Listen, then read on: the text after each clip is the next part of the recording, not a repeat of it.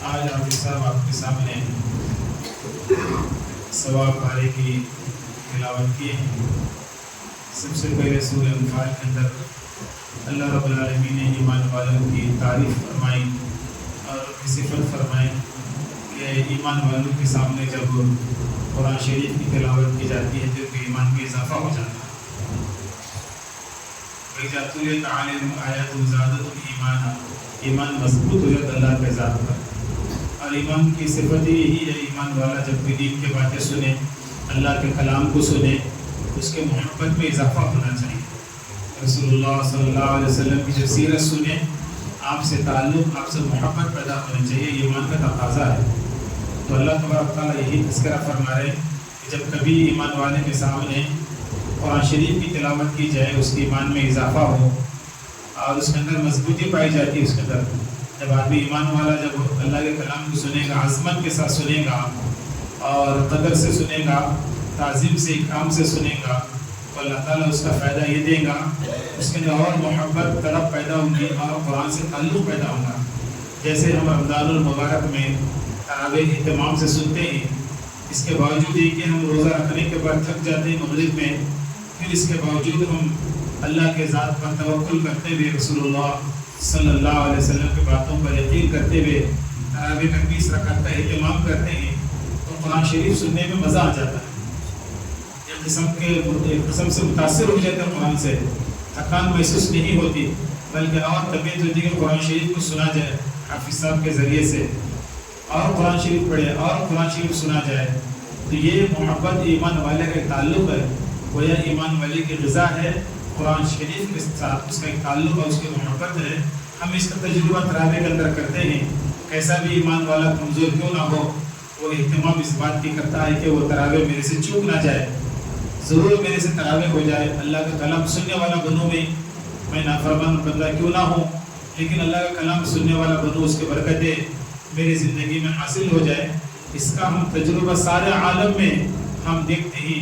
آدمی رمضان سے پہلے کیسا بھی وہ زندگی گزارنے والا کیوں نہ ہو، لیکن جب رمضان آتا ہے تو تراویح کی محبت اس کے دل میں بھی آ جاتی ہے، احترام آ جاتا ہے، خود بھی آتا اور اپنے بچوں کو نصیحت بھی کرتا ہے کہ بھی چلو تراویح کے وقت سے چلو۔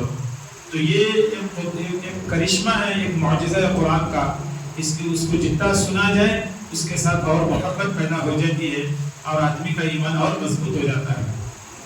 اللہ تعالیٰ آگے 10ویں پارے میں ارشاد فرماتے ہیں، مسجدوں کو آباد کرنے والے ایمان والے، جن کے دل میں ایمان ہے وہی مسجد کو آباد کرتے ہیں، جس کے دل میں ایمان نہیں وہ مسجدوں کو آباد کرنے والے نہیں، وہ تو اللہ کا انکار کرنے والے ہیں۔ ان کے عمل تو اولئک حبطت اعمالهم، کفر کی وجہ سے، گناہوں کی وجہ سے، نافرمانی کی وجہ سے ان کے عمل تو ضائع ہو جانے والے ہیں، وہ تو جہنم میں جانے والے ہیں۔ مسجد کو آباد کرنے والے ایمان والے، انما یعمر مساجد من آمن باللہ، ایمان والا وہ ہے جو مسجد کو آباد کرنے والا ایمان والا۔ اللہ نے تعریف فرمائی مسجد کو آباد کرنے والا، مسجد کی نگرانی کرنے والا، مسجد کو آتے جاتے رہنے والا، مسجد میں عبادت کے لیے آنے والا، نمازوں کے لیے آنے والا، ایمان والا ہی مسجد کو آتا ہے، مسجد کی آبادی کی فکر کرتا ہے، مسجد کو تعمیر کرتا ہے۔ اور پھر آگے اللہ رب العالمین نے فرمایا کہ جو آخرت پر ایمان لانے والا، خوف خدا جس کے دل میں ہوگا، آخرت کا خوف ہوگا، وہ مسجد کو تعاون بھی کرے گا، مسجد کی آبادی کی فکر بھی کرے گا، واقام الصلاۃ، نماز کو قائم بھی کرے گا۔ وہ اللہ نے تعریف انما یعمر مساجد اللہ، مسجدوں کو آباد کرنے، تعمیر کرنے کا اللہ نے تعریف فرمائی ایمان والا، آخرت پر یقین رکھنے والا، نماز قائم کرنے والا، زکوٰۃ دینے والا، ولم یخش الا اللہ، اللہ سے کے علاوہ کسی سے ڈرنے والا نہیں۔ ایسے افراد ہی، ایسے لوگ ہی اللہ کے گھر کو تعمیر کرتے ہیں، اللہ کے گھر کو آباد کرتے ہیں۔ یہ صفت ہے، اور یہ اللہ رب العالمین نے ایمان والوں کا یہ وصف بیان فرمایا کہ ان کی شان بیان فرمائی کہ میرا گھر اللہ کہتے کہ میرا گھر ہے بیت اللہ، اللہ کا گھر کو تعمیر کرنے والے، اس کو آباد کرنے والے، ایمان والا، آخرت پر یقین رکھنے والا، نماز کو قائم کرنے والا، زکوٰۃ دینے والا، اور یہ ایسا بندہ ہے اللہ کے علاوہ کسی سے ڈرتا ہی نہیں ہو، ویسے لوگ ہیں مسجدوں کو آباد کرنے والے، تعمیر کرنے والے۔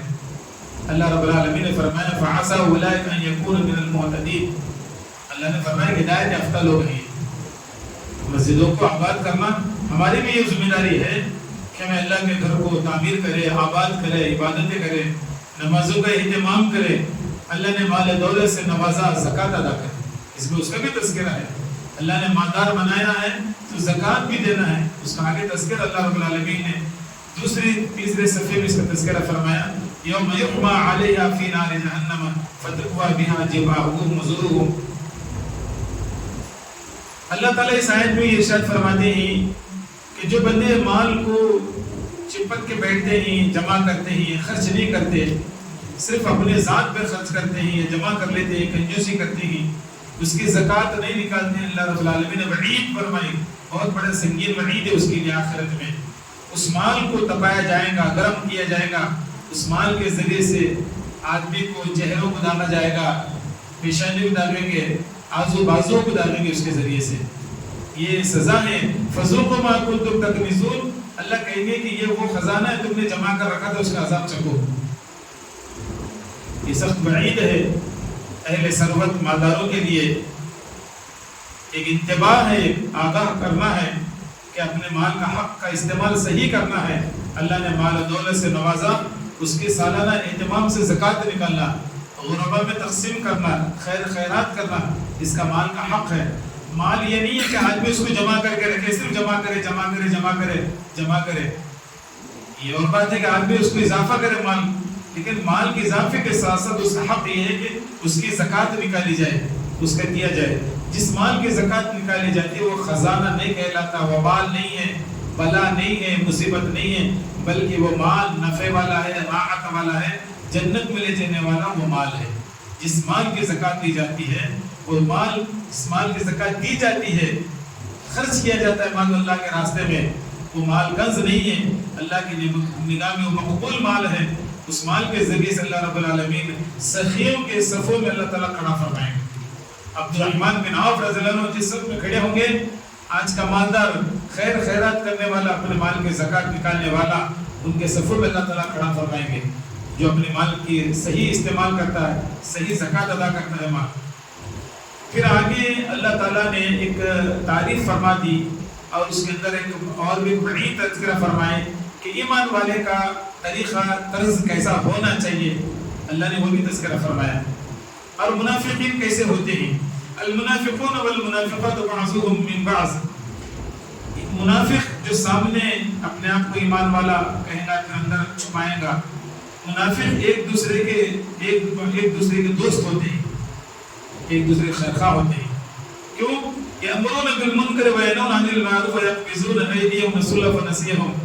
ان کا مزاج کام یہ ہے، طبیعت یہ ہے ان کی کہ وہ منکرات کی بات بتاتے ہیں، خود بھی گناہ کرتے، لوگوں کو گناہ کی طرف بلا لیتے، آ جاؤ آ جاؤ۔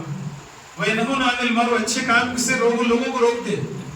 یہ نفاق ہے۔ یہ یاد رکھ لو نوجوانوں، جو آدمی ہمارے کو گناہ کی طرف لے جانے والا وہ مومن نہیں ہو سکتا، اللہ کے نگاہ میں وہ منافق ہو سکتا۔ ہمارے کو نماز کو روکنے والا، ہوٹل کو بلا جانے والا، نماز چھڑا کر، تراویح چھڑا کر ہم کو ہوٹل میں لے جانے والا، نماز کو چھڑا کر ہمارے دوسرے کاموں میں لے جانے والا، اللہ کی نگاہ میں وہ ایمان والا نہیں ہو سکتا، منافق ہو سکتا۔ اللہ نے علل اعلان کیا، یأمرون بالمنکر، منافق آدمی کہ وہ اچھی بات نہیں، ان منکرات کے نافرمانی کی طرف لے جائے گا بندے کو، اور اچھی کام کی طرف نہیں بلکہ برے کام کی دعوت دے گا وہ۔ یہ بہت بڑی بلا وبا ہے ہمارے سماج میں۔ ہم دوستی کے لحاظ سے نمازیں چھوڑ دیتے ہیں، بعض مرتبہ روزہ بھی چھوڑ دیتے ہیں، بعض مرتبہ تراویح بھی چھوڑ دیتے ہیں دوستی کے لحاظ سے۔ چلے بھی دوست بلا رہا چلے گئے، دوست بلا رہا بیٹھ گئے، تراویح چھوڑ گئی ہماری، دوست بلا کسی دعوت میں ہمارے سفر میں چلے گئے، روزہ چھوڑ دیے ہم بغیر کسی عذر کے۔ یہ تمام چیزوں سے ضروری ہے کہ ہم رکنا، اچھے کام کا ساتھ دینا، برے کام کا قطعی ساتھ نہیں دینا، ہم نیکیوں کا ساتھ دینا، معاون بننا۔ اللہ نے آگے تعریف فرمائی، والمؤمنون والمؤمنات بعضهم اولیاء بعض۔ ایمان والے عورتیں، ایمان والے مرد، یہ دونوں ایک دوسرے کے ولی ہیں، خیرخواہ ہیں، ہمدرد ہیں۔ جیسے منافق عورتیں، منافق آدمی ایک دوسرے خیرخواہ کیسے ہوتے ہیں؟ برائیوں کو ترغیب دینے کے واسطے عورتوں میں بھی ہوتے ہیں، چلو وہاں جائیں گے، نماز کو چھوڑ کو چلے جائیں گے، تراویح کو چھوڑ کو چلے جائیں گے، کیا روزہ رکھتے ہیں؟ بعض کہتے ہیں کہ ہاتھوں میں ہمارا سفر ہوتا، عجیب عجیب باتیں، ہمارے گھر میں کھانا نہیں کیا کہیں کو روزہ رکھنا، ایسے باتیں بھی سنیں گے. جن گھر میں کھانا نہیں رہتا انہوں روزہ رکھتے. ابھی کہ عقل میں آنے والی بات ہے کہ کیا عورتیں بولتی بات ہے، کتنی عقل ہے، سمجھداری کم ہے. اچھے رکھنے والوں کو روزہ منع کر دیتے. اللہ ہم سب کی حفاظت فرمائے. تو اللہ تبارک و تعالیٰ فرماتے ہیں ایمان والے مرد، ایمان والے عورتیں ایک دوسرے کے دوست خیرخواہ ہوتے ہیں. یأمرون بالمعروف وینہون عن المنکر، اچھی بات بتاتے، حکم دیتے اچھی بات کا، اچھی بات کو سمجھاتے ہیں، اچھی بات کا راغب کرتے، ترغیب دیتے، بلاتے ہیں، اور گناہوں سے لوگوں کو روکتے ہیں.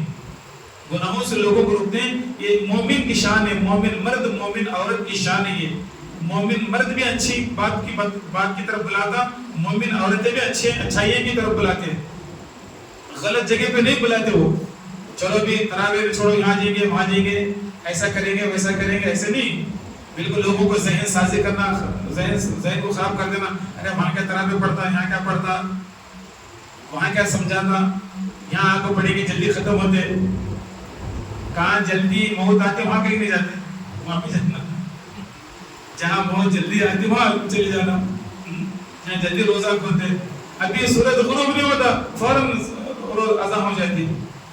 شریعت کا مذاق ہو جاتا ہے، شریعت کا مذاق. ہماری ذمہ داری جب تک سورج غروب نہ ہو روزہ بالکل نہیں کھولنا. 2 منٹ ہو 4 منٹ کیوں نہ ہو. ان کی باتیں قطعی نہیں دیکھنا ہمیں. یہ لوگوں کو برائیوں کی طرح ہمارے روزے کو تباہ برباد کرنے والے افراد ہیں. وقت سے پہلے آزاد دے کے 5 منٹ پہلے آزاد دے کے ہمارے روزے کو خراب برباد کر دیں. دن بھر بھوکے رہیں گے، پریشانی اٹھائیں گے، مصیبت اٹھائیں گے، اللہ کے ذات پر توکل کر کے بھوکا رہیں گے. ہمیں افطار کے 2 منٹ پہلے آزاد دے کر ہمارے روزے کو نستنابود کر دیتے. ایسے افراد سے ہم کو بچنا ہے. ہم جیسے مسجد یوسف ہے کہ ہمارے مساجد سے جب تک اعلان نہ ہو ہم عورتوں کو بولے کہ بالکل روزہ نہیں کھولنا، بالکل روزہ نہیں کھولنا. ہم بھوکے اللہ کے لیے رہے ہیں. ہم روزے کی حفاظت کرنا ہے، روزے کو بچانا ہے، اپنی عبادت کو بچانا ہے. غلط ماحول میں نہیں جانا. بغیر ٹوپی کا ٹوپی کے بعد کہاں ہے، وہ کہاں ہے آگے. تو پینٹ شرٹ پہننا اس کا ثبوت کیا ہے قرآن میں حدیث میں؟ ٹوپی کا ثبوت پوچھ رہا ٹوپی کہاں ہے بول کو. تو پینٹ شرٹ پہن لے کو پھر ہونا تو ہر سے گھر بنا ہے نا، کہاں ہے شریعت میں؟ وہ بے حیائی کی انتہا ہوگی، سوال کے انتہا ہوگی. آدمی اجتناب کرے، آدمی اپنی زبان کو لگام لگائے، اچھی بات بتائیں لوگوں کو اچھی بات کی ترغیب دے، اچھائی کی طرف بلائیں، اچھی بات کو سمجھائیں. عورتوں پہ بھی ذمہ داری ہے، یہ مردوں پہ بھی ذمہ داری ہے. اچھی بات بتائے. نوجوانوں کا ذہن نہ خراب ہو. نوجوانوں کا احناف کا یہ متفقہ مسئلہ ہے کہ آدمی کے لیے 20 رکعت تراویح بالکل پڑھنا بالکل متفقہ فیصلہ. عالم اسلام کا مسئلہ ہے. یہ تمام مساجد میں 20 رکعت تراویح پڑھی جاتی ہے. اللہ کے نبی علیہ الصلوۃ والسلام کی سنت مؤکدہ ہے. یہ سلف صالحین سے سلسلہ جاری ہے، قیامت تک سلسلہ جاری رہے گا. ہماری ذمہ داری ہے ہم رمضان میں تھوڑی سی تکلیف کو برداشت کرتے ہوئے ایک دوسرے کی دعوت دے. 20 رکعت کی دعوت دے. 20 رکعت پورے پڑھے، 20 رکعت پڑھے. تو یہ ایمان والے کی صفت، مرد کی، ایمان والی عورت کی صفت ہوتی ہے کہ وہ اچھائی کی طرف بلاتے، خیر کی طرف بلاتے، نماز کی طرف بلاتے، زکوٰۃ ادا کرتے، اللہ اور رسول کے حکموں پر چلتے، اطاعت گزار بنتے.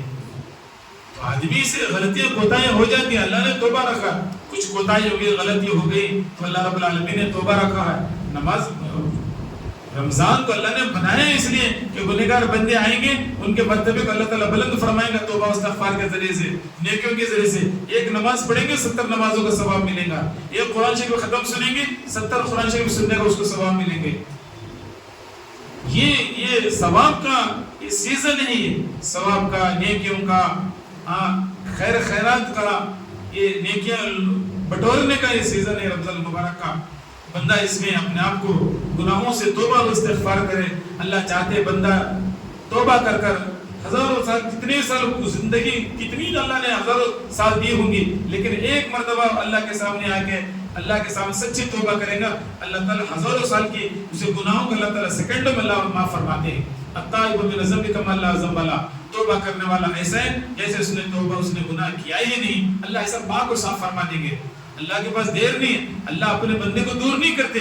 اللہ چاہتے بندہ آئے، عاجز بنے، اپنے آپ کو چھوٹا بن کر، شرمندہ ہو کر، سجدے میں سر کر اللہ سے توبہ کرے. اللہ سے زندگی بھر کے گناہ معاف فرما دیتے ہیں. بندہ یہ نہ سمجھے کہ میرے سے فلاں غلطی ہوگی، میں کیسے مسجد میں جاؤں، کیسے نماز پڑھوں، کیسے تراویح پڑھوں، کیسے روزہ رکھوں. نہیں، اللہ کے پاس میں کوئی شرم نہیں. کتنا بھی بندہ گنہگار کیوں نہ ہو، وہ آ کے سجدہ کرے، اللہ زندگی بھر کے گناہ کو اللہ معاف فرماتے ہیں. علامہ اقبال کا شعر ہے، ڈھونڈے اس کی رحمت نے بخشش کے سو بہانے. وہ نوازنے پہ آئے تھے نوازے زمانے کو، وہ نوازنے پہ آئے تھے نوازے زمانے کو، ڈھونڈے ہیں اس کی رحمت میں بخشش کے سو بہانے. سو بہانے اللہ کی رحمت ڈھونڈ دیے، کوئی ایک بہانہ مل جائے اس کی مغفرت ہو جائے، ایک بہانہ مل جائے، تھوڑا سا عاجز بن جائے، اللہ مغفرت فرمائے. تھوڑا اپنے آنکھوں کو تھوڑا سا نم کر لے، آنکھوں سے آنسو آ جائے، تھوڑا چہرہ رونے کا بنا، اللہ مجھے معاف فرما. تھوڑا بندہ جھک جائے، اللہ چاہتے بہانہ ڈھونڈ دیں اللہ تعالیٰ کس طرح میرے اس بندے کی مغفرت ہو جائے، کیسا جنت میں چلے جائے. اللہ اتنے بڑے غفور رحیم ہیں. تو آدمی رمضان المبارک کے جو ایام باقی رہ گئے ہیں، آدمی اپنے گناہوں کی تلافی کرے، ایک دوسرے کو اچھی بات بتائے، اچھے ماحول بنائے، اپنی مستورات کو بھی ذہن بنائے کہ اچھے ماحول بنائے، اپنے بچوں کو اچھی نصیحت کرے، غلط چیزوں سے اپنے بچیوں کو بچائے، نوجوانوں کو بچائے، بڑوں کو چھوٹوں کو. ذمہ داری ہے کہ ایک ایمان والے کی ذمہ داری ہے، ایک مومن مرد ایک مومن عورت کی ذمہ داری ہے کہ ایک دوسرے کو اچھی بات بتانا، نیکیوں کی بات بتانا، بھلائی کی بات بتانا، گناہوں سے روکنا.